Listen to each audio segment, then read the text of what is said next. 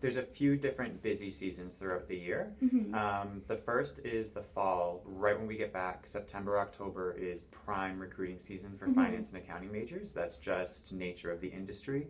And those are also businesses that typically have university relations HR departments or departments within their HR. So they have solidified pipelines, solidified processes, postings, that sort of thing. They tend to be larger corporations, so they need this solid pipeline of talent every single year.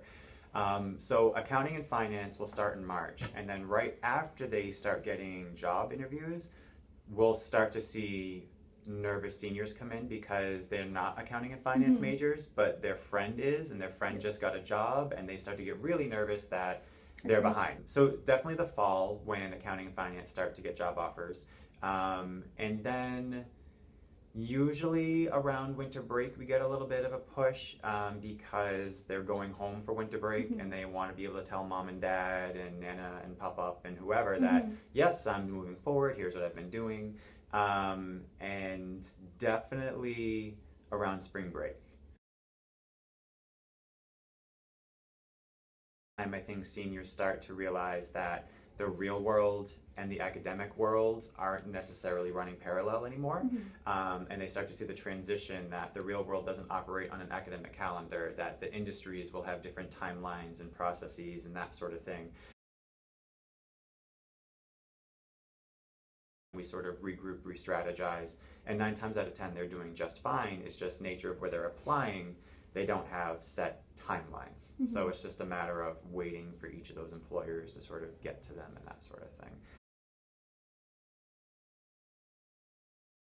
For students that don't want job, oftentimes they just come in and they just sit down, and the appointment is typically, there's a few different appointment types we have, and one of them is called life chat. And those are typically what that means is I have no idea what I want to do the rest of my life, or I've been studying English and I don't want to work. I don't know what I should do next. So we start figuring out other options, and typically we just break it down to the basics of what are your interests? What do you want to do? We ask different questions like, what sort of a problem do you want to solve? As opposed to what do you want to do for the rest of your life? And that's a really daunting, and it's really not, it's a really daunting question, and it's really not a good question, because whatever you do after graduation, you're going to be changing 2, 3, 4, 5 years after graduation.